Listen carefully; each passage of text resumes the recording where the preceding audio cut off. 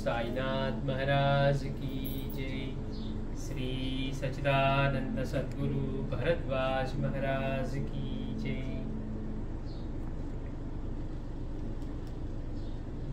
Record చేసుకుంటే audio చేసుకో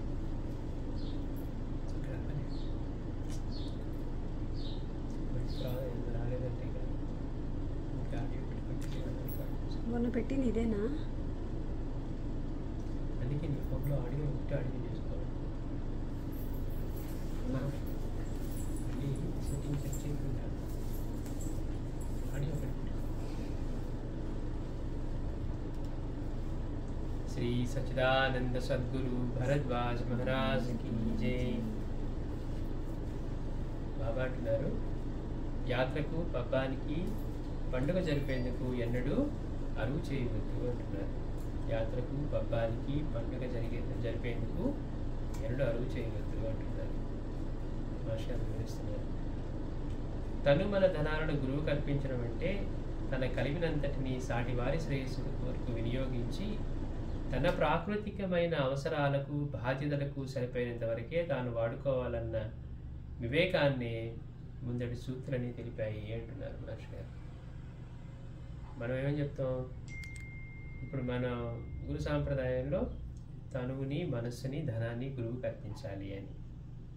అది అర్పించడం అంటే ఏంటట అంటే చెప్తున్నారు మహర్షి గారు, తను మన ధనాలను గురువుకి అర్పించడం అంటే తన కలిగినంతటిని సాటివారి శ్రేయస్సు కొరకు, గురువు అంటే రూపమే కాదు కదా, అందుకని తన కలిగినంతటిని సాటివారి శ్రేయస్సు కొరకు వినియోగించి తన ప్రాకృతికమైన అవసరాలకు, ఇప్పుడు మనకి ఈ దేహం ఉన్నంత కాలం అవసరాలు ఉంటూనే ఉంటాయి కనుక తన ప్రాకృతికమైన అవసరాలకు, బాధ్యతలకు సరిపోయినంత వరకే తాను వాడుకోవాలి అన్న వివేకాన్ని ముందు సూక్తులు తెలిపాయి. అట్లా అని క్షణికావేశంలో తన శక్తికి మించిన వ్యయం ధార్మిక కార్యాలకు చేయరాదని ఈ సూక్తి తెలుపుతుంది. మన వాళ్ళందరూ ఏంటంటే చాలామంది సరైన అవగాహన లేకపోవటం వల్ల దైవ కార్యం కదా అని చెప్పి అప్పు చేసైనా కానీ లేకపోతే వాళ్ళ శక్తికి మించి కూడా చేస్తూ ఉంటారు. ఆయనే చూసుకుంటాడని ఏదో ఒక అంటే సరైన అవగాహన లేక. అందుకని మహర్షి గారు అంటున్నారు, క్షణికావేశంలో తన శక్తికి మించిన వ్యయం ధార్మిక కార్యాలకు చేయరాదని ఈ సూక్తి తెలుపుతుంది. అంటే ఎందుకు చెప్తున్నారు? యాత్రకి, పబ్బానికి, పండుగ జరిపేందుకు ఎప్పుడూ కూడా అనువు చేయవద్దు అంటున్నారు. దీనిని గుర్తించుకుంటే ఎంతో అరిష్టానికి గురి కావాల్సి వస్తుంది. క్షణికావేశంలో ప్రాకృతికమైన తన నిత్య జీవిత అవసరాలకు కావలసిన దానిని కూడా దాన ధర్మాలకు వినియోగించే సంస్కారాలు ఏమి అనుభవించవలసి వచ్చినప్పుడు తాను చేసిన దానానికి పరితాపం చెందుతాడు. అందుకని అప్పుడు ఆవేశాన్ని ఇచ్చేసేసి తర్వాత తనకేదైనా ఇబ్బంది వచ్చినప్పుడు అయ్యో ఆ రోజు అలా ఇవ్వకుండా ఉంటే మనకి ఈ రోజు ఉండేది కదా అని కానీ అంటే అప్పుడు సంస్కారాలు ఏమి అంటున్నారు మహర్షి గారు. ఒకసారి అయిపోయిన దాని గురించి మళ్ళీ అందుకని మళ్ళీ ఆ సంస్కారాలు ఏమి కలిగినప్పుడు తనకి ఇబ్బంది వచ్చినప్పుడు అయ్యో అది అనవసరంగా ఆ రోజు మన శక్తికి మించి చేసాము అని అనుకుని బాధపడవలసి వస్తుంది. అట్లా చేసినప్పుడు ఏమవుతుందట, తాను చేసిన దానానికి పరితాపం చెందుతాడు. అనవసరంగా చేసాము, మనకు అప్పుడు ఆలోచించలేదు, మనకు అంత ఉంచుకోవాలి కదా అని. తద్వారా దాని పుణ్యఫలం నశిస్తుంది. ఎప్పుడైతే ఈ భావం వచ్చిందో గతంలో మనం చేసిన పుణ్య కార్యక్రమం యొక్క పుణ్యం నశిస్తుంది అంటున్నారు. అంటే ఇచ్చేటప్పుడు ఎలాంటి భావం ఉండాలి? పరమేశ్వరార్పణమస్తు అనే భావమే ఉండాలి. అంతకు మించి మన శక్తి సామర్థ్యాలకు మించి కొంతమంది పేరు కోసం చేసేవాళ్ళు ఉంటారు, కొంతమంది బాగా చేశాడు అనిపించుకోవడానికి చేసేవాళ్ళు ఉంటారు తమ తాహతకు మించి. కానీ ఎప్పుడు కూడా మళ్ళీ తర్వాత ఏమవుతుంది, సంస్కారాలు ఏమి కలిగినప్పుడు మనకు ఆ బాధ వచ్చినప్పుడు అయ్యో అనవసరంగా మన శక్తికి మించి వెళ్ళామని దాని గురించి కనుక అలాంటి భావం వచ్చిందా అంతకుముందు చేసిన కార్యక్రమం యొక్క ఆ కార్యం యొక్క పుణ్యం కూడా నశిస్తుంది. అంటే చేసి కూడా ఉపయోగం లేదు, ప్లస్ దీనివల్ల ఇబ్బంది పడుతూ ఉన్నాం ఈ సమయంలో. ఎందుకని మన శక్తికి మించి చేయటం వల్ల. అందుకని బాబా చెప్తున్నారు, యాత్రకి, పబ్బానికి, పండుగ జరిపేందుకు ఎప్పుడూ కూడా అరువు చేయవద్దు అని. కాబట్టి అలా చేసిన పరితాపం చెందుతాడు, తద్వారా దాని పుణ్యఫలం నశిస్తుంది. ఇలా చేసేవారు తాము సాయి కోసం సర్వం త్యాగం చేశాం కనుక తమకు తిరిగి సాయి అన్ని ప్రసాదిస్తారని ఆశిస్తారు. ఎట్లా ఉంటుంది అంటే మనం బాబా అన్నారు కదా, బాబా వైపు ఒక అడుగు వేస్తే ఆయన 10 అడుగులు వేస్తా ఉన్నారని, కనుక మనం ఇప్పుడు ఇచ్చాం కాబట్టి ఆయనే చూసుకోవాలి అని ఇలా మాట్లాడతారు. అందుకని ఆశిస్తూ ఉన్నాం. చేస్తూ పని నేను బాబా కోసం ఇచ్చాను కాబట్టి మళ్ళీ బాబా నాకు తిరిగి ఇవ్వాలి. ఇవ్వనన్నారనుకోండి, మన ఆలోచన ఎలా ఉంటుందో మనమే గమనించుకోవాలి. అంటే గురువుకి సమర్పించడం అంటే సాటి వారి శ్రేయస్సు కోసం వినియోగించడం. ఎందుకని అందరూ ఇందాక చెప్పుకున్నట్టుగా సమదర్శినే నమః, ఆత్మదర్శినే నమః, అన్ని రూపాల్లో ఉన్నది ఆయనే అని. కనుక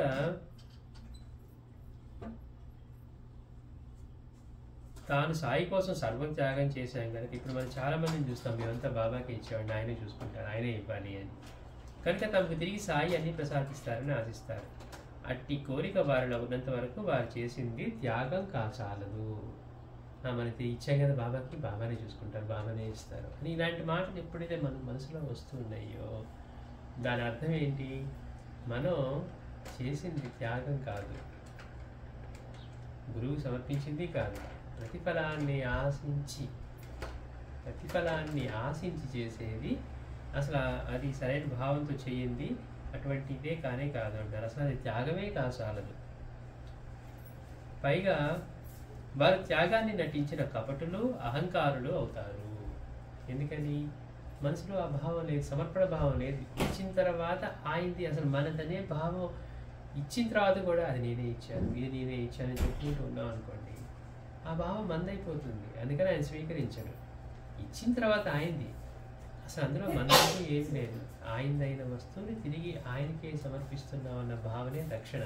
ఇచ్చిన తర్వాత కూడా మళ్ళీ మనం దాని గురించి చింతన చేయటం కానీ, లేకపోతే వేరే వాళ్ళకి ఏదైనా వస్తువు ఇచ్చి నేను అనుకున్నట్టుగానే వాడాలనుకోవటం కానీ, లేకపోతే మనం ఇవేవి కూడా ఇప్పుడు మనం ఇచ్చేసామనుకోండి, మనకి ఇచ్చినప్పుడు ఎవరన్నా ఇచ్చి ఒక వస్తువుని మనల్ని పదే పదే అడుగుతున్నారు అనుకోండి, మనకి ఎలా అనిపిస్తుంది? అసలు ఇవ్వటం ఎందుకు, మనల్ని ఎందుకు ఇలా విసిగించడం అనిపిస్తుంది. అంటే ఇంకా మనదే అన్న భావం ఉండటం. అందుకే మనకి బాబా దగ్గర క్లియర్గా మనకి బాబా అటువంటి లీల చేసి చూపించారు. తల్లేమో ద్రాక్షాబాళ్ళు ఇస్తూ ఉంది, కూతురేమో అనుకుంది, అయ్యో బాబా తినట్టు కాదు, మనం తినట్టు కాదు, అందరికీ పనిచేస్తారని. అందులో బాబా ఏం చేశారు? ఓన్లీ కుళ్ళిపోయిన పళ్ళు మాత్రమే పైకిరానికి తీసుకొని మిగిలినవి ఇచ్చి అమ్మ నీ బిడ్డలకు ఇచ్చుకో అన్నారు. ఎంతవరకు అయితే ఆ భావం ఉంటుందో ఆయన స్వీకరించడం అనేది జరగదు. ఇంకా మందే. అందుకనే భగవంతుని సమర్పించిన తర్వాత కూడా ఇప్పుడు మందిరాల్లో కానీ మాస్టర్ ఎందుకు గోడల మీద పేర్లు చెక్కించడం, వస్తువుల మీద పేర్లు చెక్కించడం, ఇది పలానా వాడు ఇచ్చారు, ఇది పలానా వాడు ఇచ్చారని భగవంతుడికి తెలియదా? జనాల కోసమే కదా. గుడిలోకి వచ్చి వీళ్ళందరూ ఇవి చదవడం కోసమే వాడి గుడికి వచ్చేది కాదు కదా. కనుక ఇటువంటివి అసలు త్యాగమే కాజాలదు. పైగా త్యాగాన్ని నటించిన కపటులు, అహంకారులు అవుతారు, కీర్తి కాముకులు అవుతారు. లేకపోతే దేనికోసం చేస్తున్నాం? మనం ఇచ్చేవాళ్ళు ఎవరికి తెలియాలి? ఆయన సర్వజ్ఞుడనే కదా, మనం ఆయన మీద మనకి భక్తితో ఇస్తున్నాం కానీ జనానికి తెలియాలని కాదు కదా. తమ కష్టదశలో తమ త్యాగాన్ని అనుభవించిన వారెవరు తిరిగి తమనెవరూ ఆదుకోలేదని బాధపడతారు. అప్పుడు ఉన్నప్పుడు మనం కొంతమందికి చేసాం, ఇప్పుడు ఎవరు ఆదుకోవట్లేదు అంటాం. అంటే అప్పుడు ఆదుకోవాలని కానీ చేసింది, కానీ ఇప్పుడు ఏమంటాం మనం? అవగాహన, సంస్కారం లేని వల్ల ఇప్పుడు మనం అంత చేసినా కానీ ఇప్పుడు మనల్ని ఎవరు ఆదుకోవట్లేదు అంటాం. ఇట్టి ప్రతిఫలాన్ని ఆపేక్షించి చేసేది దానం ఎలా అవుతుంది? నిజంగా ఆలోచిస్తే అసలు మనం దానంలో ఉండాల్సిన భావం ఏంటి? గురువుకి సమర్పించే దక్షిణలో కానీ లేకపోతే బయట చేసే దానంలో కానీ ఉండాల్సింది. ఇప్పుడు చేస్తే రేపు ఎప్పుడో మనకి పనికొస్తుంది, మనకు కూడా ఇలాంటి ఇబ్బంది వచ్చినప్పుడు ఎవరో ఒకరు చేస్తారని చేస్తున్నామా? లేకపోతే చేయటం ధర్మం కనుక చేస్తూ ఉన్నామా? అందుకని ఇటువంటి అవగాహన లేకపోతే ఏముందంటే తమ కష్టదశలో తమ త్యాగాన్ని అనుభవించిన వారెవరూ తిరిగి మన దగ్గరైతే సహాయం చేస్తున్నారు కానీ ఇప్పుడు వాళ్ళు ఎవరు తిరిగి చేయటం లేదు అన్నప్పుడు తమనెవరూ ఆదుకోలేదని బాధపడతారు. ఇట్టి ప్రతిఫలాన్ని, అంటే ఆ రోజు ఇచ్చాం కాబట్టి మీరు ఈరోజు మమ్మల్ని అవసరం అయితే ఆదుకోవాలి, మీరు అది కూడా చేయట్లేదు అంటున్నాం. కనుక ఇట్టి ప్రతిఫలాన్ని ఆపేక్షించి చేసేది దానం ఎలా అవుతుంది? ప్రతిఫలాన్ని ఆపేక్షించి దానం చేసేవాడు కుత్సిత దాత అని శ్రీ గురు చేతులు చెప్తుంది. అందుకని మనం పేరుకు చేస్తూ ఉన్నా చేసేటప్పుడు సమర్పణ భావం ఎలా ఉండాలి? ఆయనదైన వస్తువు తిరిగి ఆయనకి ఇస్తూ ఉన్నాం, ఇందులో మందంటూ ఏం లేదు అనే భావనే ఉండాలి. దీని ఇస్తూ కూడా మనం 10 మందికి తెలియాలనుకుంటున్నాం, డైరెక్ట్ గాను ఇండైరెక్ట్ గాను. అందుకని ఇలాంటి వాళ్ళని కుత్సిత దాత అంటే ప్రతిఫలాన్ని ఆపేక్షించి చేసే దానం, ఇలా చేసేవన్నీ కూడా. అందుకని ఇటు రాజసికము తామసికము అయిన దానమని భగవద్గీత చెప్తుంది.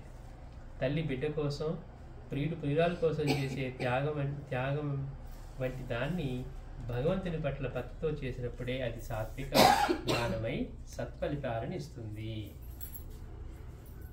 అంటే తల్లి బిడ్డకు చేసేదట, అలాగే ప్రియుడు ప్రియురాల కోసం చేసే త్యాగం వంటి దాన్ని భగవంతుని పట్ల భక్తితో చేసినప్పుడే అది సాత్విక దానమై సత్ఫలితాలను ఇస్తుంది. ద్రాక్ష పండ్ల పుట్టిన తల్లి సాయికి సమర్పించగానే ఆయన సంతోషంగా స్వీకరించారు. దానిని గురించి కూతురు పరితపించగానే వాటిని తిరస్కరించి ఆయన తిరిగి ఇచ్చేశారు. ఇది కూడా సంతోషించవలసిన విషయం ఏమీ కాదు. ఒక్కసారి మనస్ఫూర్తిగా దేనినైనా దైవానికి కానీ సద్గురువుకు కానీ సమర్పిస్తామని సంకల్పించగానే ఆధ్యాత్మిక ధర్మరీత్యా అది ఇక దైవానికి ఆ సద్గురువుకి చెందుతుంది. ఒకసారి అనుకుంటే చాలట.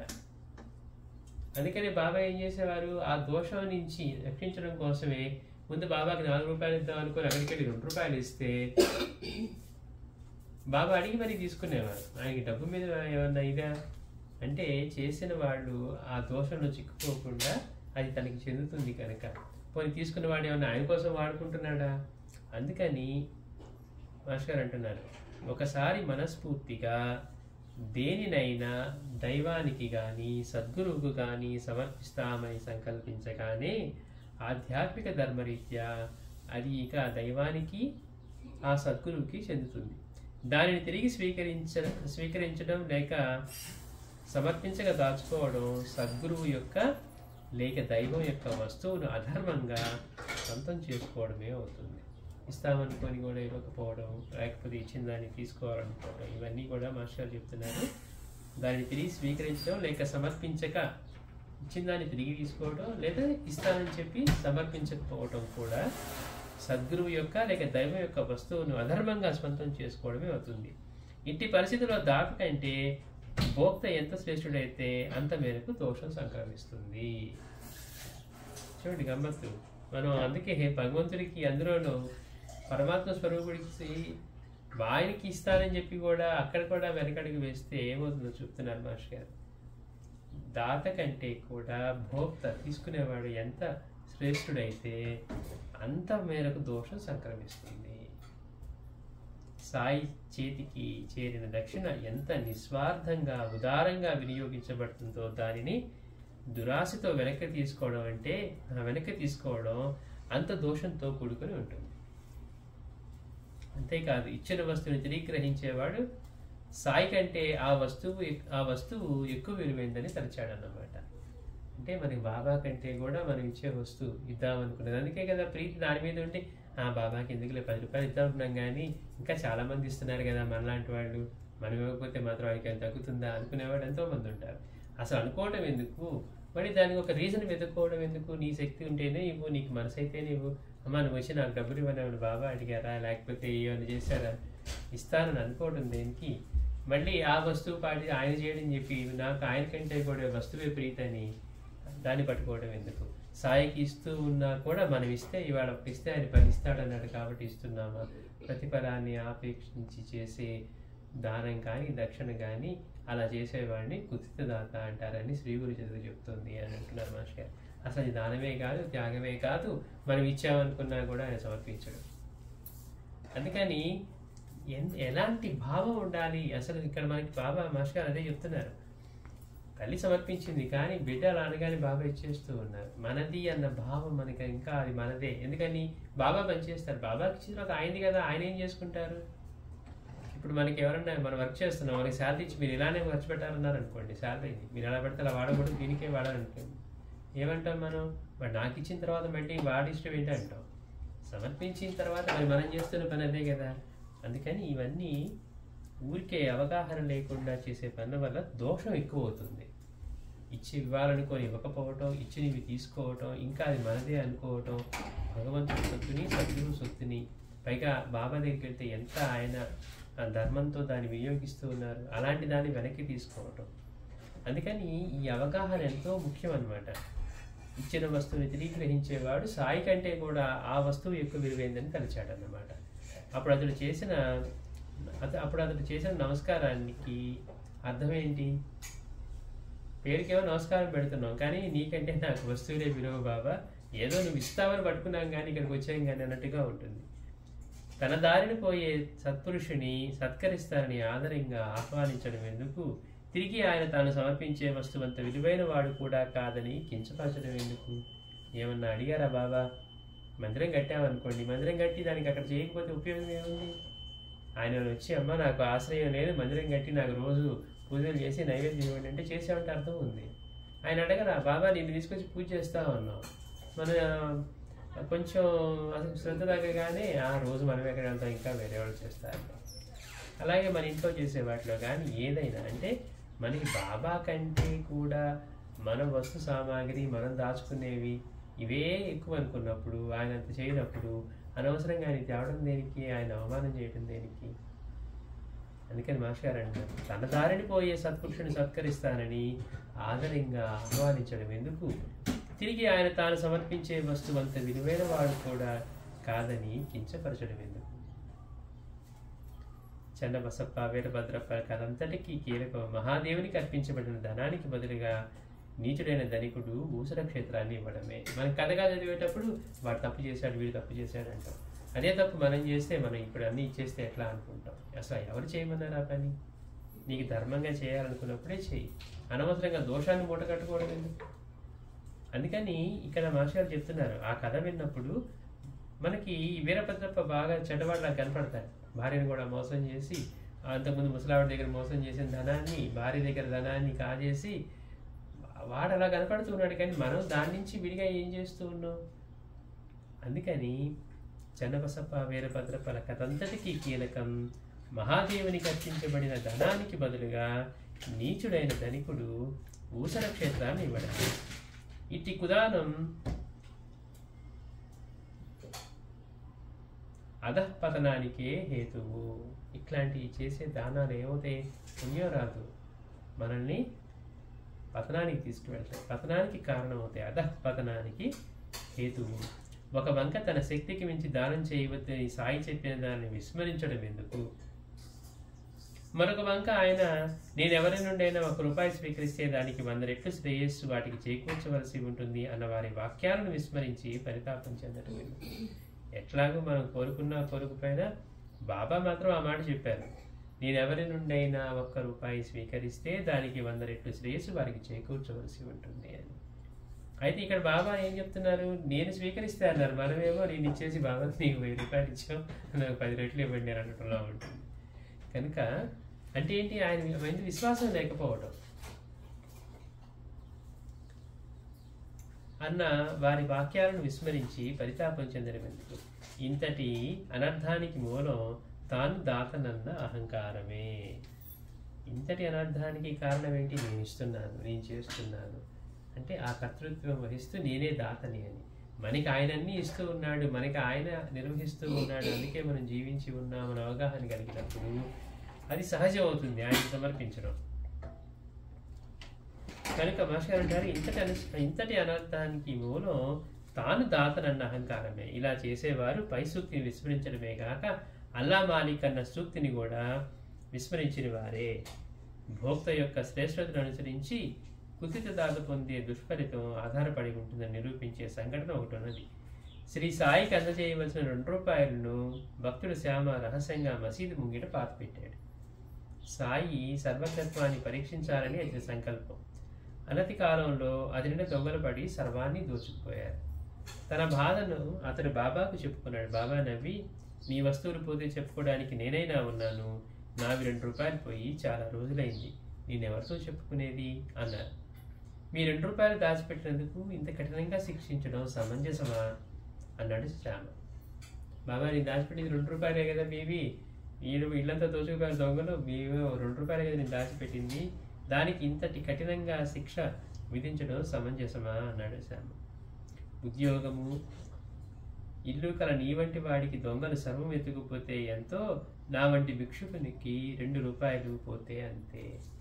ఈ విషయాన్ని మనం బాగా గుర్తుపెట్టుకోవాలి. మనకి డబ్బులు ఉన్నాయి కదా అని అహంకారం మనలో తెలియకుండా ఏముందండి అని మనం దాన్ని చాలా చిన్నదిగా చూస్తాం. అంటే ఏంటి? మన లెక్కలో చూస్తూ ఉంటాం. కానీ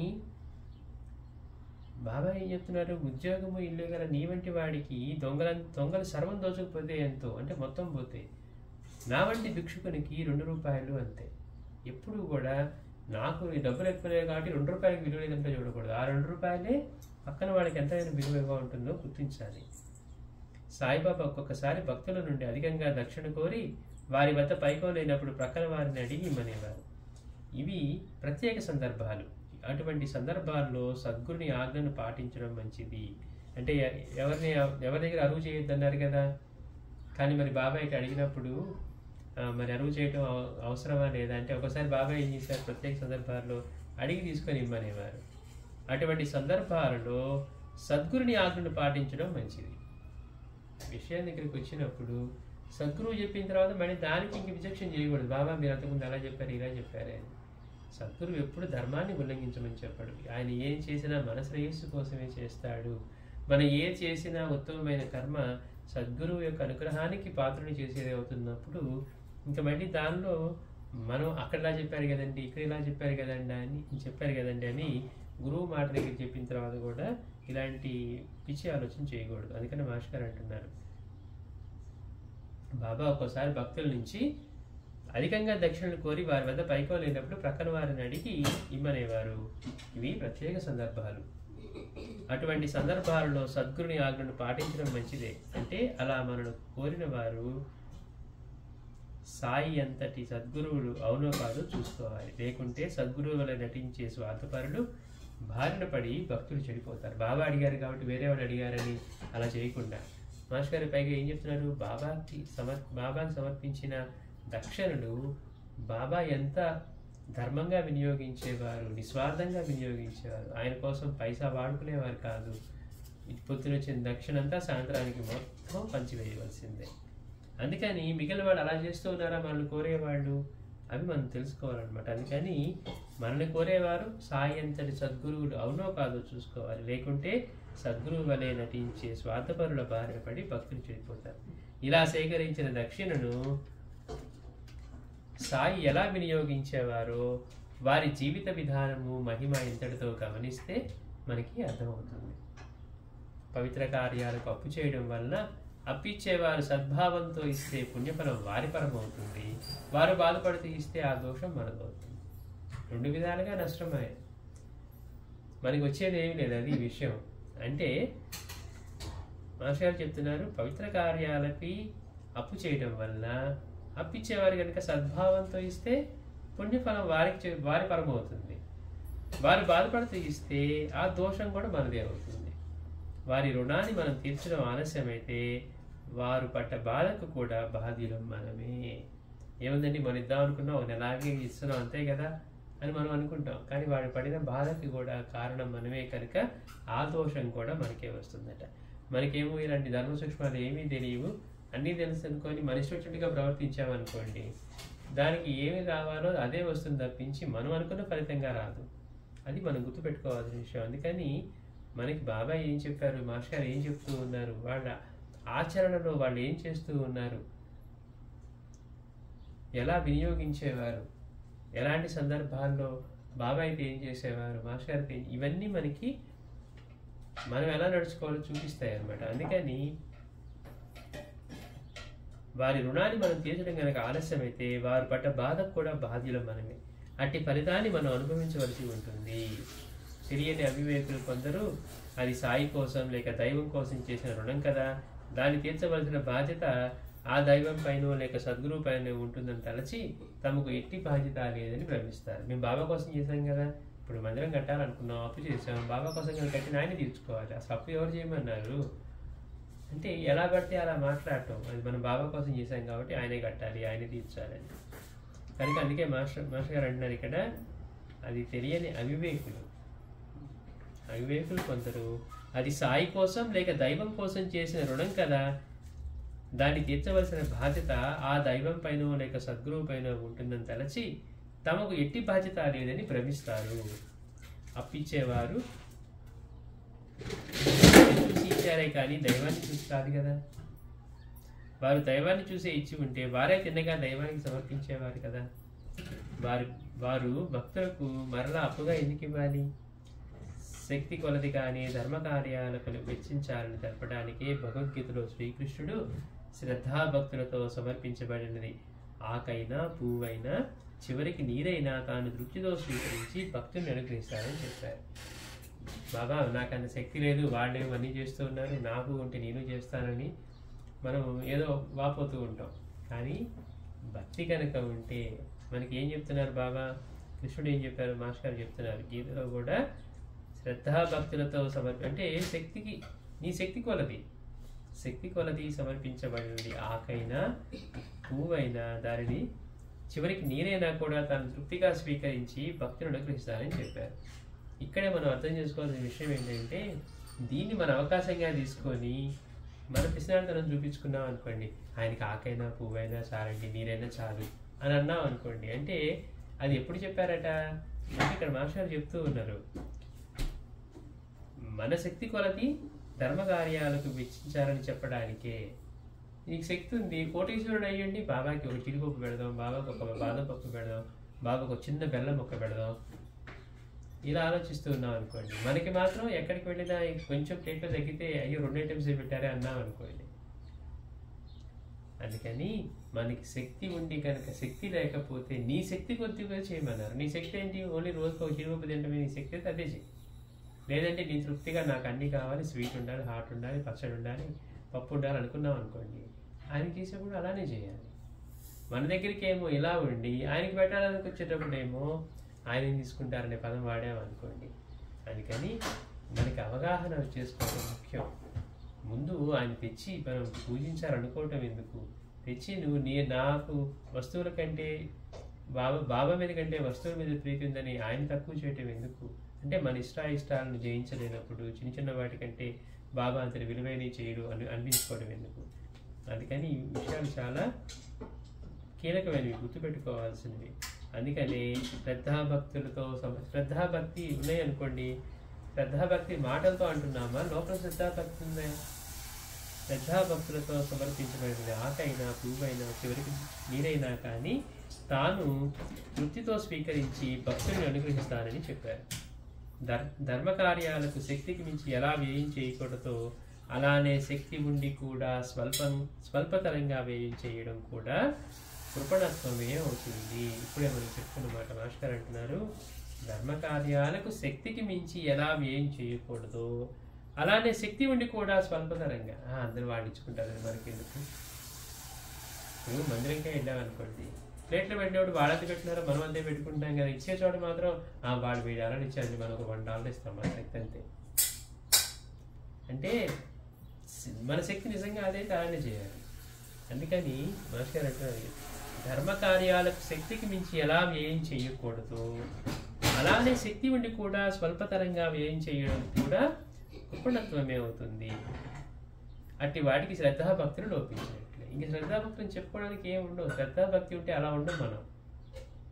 మన ప్రేమకు పాత్రైన భార్యా బిడ్డలకు యథాశక్తి సమర్పిస్తాం కదా, అంటే అంత మాత్రం ఆయన చేయటమే మనం నిరూపించుకుంటున్నాం. మాకు నీకంటే మా భార్యా బిడ్డలు వీళ్ళే ప్రీతి అని నిరూపించుకుంటూ ఉన్నాం. శక్తి ఉన్నా కానీ చేయకపోవడం, అదే ఇప్పుడు మన పిల్లలకి పెడతామని ఎట్లానే. కనుక మన ప్రేమకు పాత్రుడైన భార్యా బిడ్డలకు యథాశక్తి సమర్పిస్తాం కదా, భగవంతుడు అంత మాత్రం చేయడా? ధర్మకార్యాలకు అధికంగా వ్యయం చేయలేని సామాన్యులు ఆచరించవలసిన ధర్మాన్ని బాబా చెప్పారు. శాస్త్రాలన్నిటికీ అబద్ధం కావు అని చెప్పిన సూక్తిలో సాయి సూచించారు. నీ శక్తి అదే అయితే ఇది తీసుకెళ్ళి కాకబలికి సమృద్ధిగా పెట్టిరా, లక్షలాది మంది అతిథుల్ని సత్కరించినట్లే అని బాబా చెప్తూ ఉన్నారు. అందులో సూచించిన కాకబలి ఏ ఆకలి ఉన్న ప్రాణికి దక్కినా ఆ రూపాలలో సర్వత్రా సంచరిస్తున్న సాయికి చెందుతుంది. దాన్నే రుణానుబంధాన్ని విశ్వసించి గుర్తుంచుకో, నిన్నెవరైనా అర్థిస్తే ఇవ్వశక్యమైతే ఇవ్వు అన్న సూక్తులు కూడా సూచిస్తాయి. అలా భక్తి శ్రద్ధలతో ఆచరించిన వారికి నాకు అర్పించకుండా ఎవడైతే ఏమీ తినని వాడికి బానిసను అన్న అభయం వర్తిస్తుంది. దానికి కనీసమైన ప్రతిఫలమే నా భక్తుల ఇంట్లో అన్న వస్త్రాలనేమి ఉండదు, నా బిడ్డలను పస్తులు ఎలా ఉండనిస్తాను, నా వాణ్ణి నా నుంచి దూరం ఏనాటికి కానివ్వను అనే సూక్తుల్లో సూచించబడింది అంటున్నారు మాస్టర్ గారు. అంటే ఎన్ని కీలకమైన విషయాలు అండి. మన శక్తి కొలది చేయొద్దని చెప్తూ ఉన్నారు. చేయటం వల్ల ఏమవుతుంది, మన భావం సరిగా లేకపోవటం వల్ల మళ్ళీ తర్వాత మనకి ఇబ్బందులు వచ్చినప్పుడు మన దగ్గర ప్రతిఫలాన్ని మన దగ్గర మేలు పొందిన వాళ్ళు ఇప్పుడు చేయకపోతే ఆ రోజు వాళ్ళకి చేసినా కానీ ఈరోజు మనం చేయలేదు అని కనుక మనం అనుకున్నా కానీ అంతకుముందు చేసిన ఫలితం కూడా పోతుందట. ఎందుకని ప్రతిఫలాన్ని ఆశించి చేశాం కనుక ఆ ఫలితం కూడా పోతుంది. అందుకని మా బాబా క్లియర్గా చెప్తూ ఉన్నారు, నీ శక్తి కొద్దీ. అందుకే కృష్ణ భగవానుడు కూడా గీతలో నీ శక్తి కొద్దీ నువ్వు ఏమి భక్తి శ్రద్ధలతో సమర్పిస్తే, కోటీశ్వరుడు అయ్యండి బాబా నాకు ఇంతే శక్తి ఉందని మంచిని పెట్టాడు అనుకోండి, వాడు కూడా మంచిని తాగే శక్తే వాడికి ఉంది అనుకోండి, అదే తీసుకుంటాడు ఆయన. కానీ శక్తి ఉండి కూడా మనసు లేక అని మళ్ళీ అదే అంటున్నారు, మన ప్రేమకు పాత్రుడైనటువంటి మన కుటుంబ సభ్యులకు భార్య బిడ్డలకు ఎక్కడ కొరత రానివ్వట్లేదు కదా. వాళ్ళకు కూడా ఇదిగో ఉన్నాయి కానీ నా దగ్గర 1 కోటి రూపాయలు నువ్వు మాత్రం వాడు నీళ్ళే తాగంటామా, లేకపోతే ఒక పండే తినంటామా, వాళ్ళకి ఏం కావాలో చూస్తాం కదా. అంటే అందుకని వస్తారన్నారు, భగవంతుడు అంత మాత్రం చేయరా అంటున్నారు. శ్రీ సచ్చిదానంద సద్గురు సాయినాథ్ మహారాజ్ కీ జై.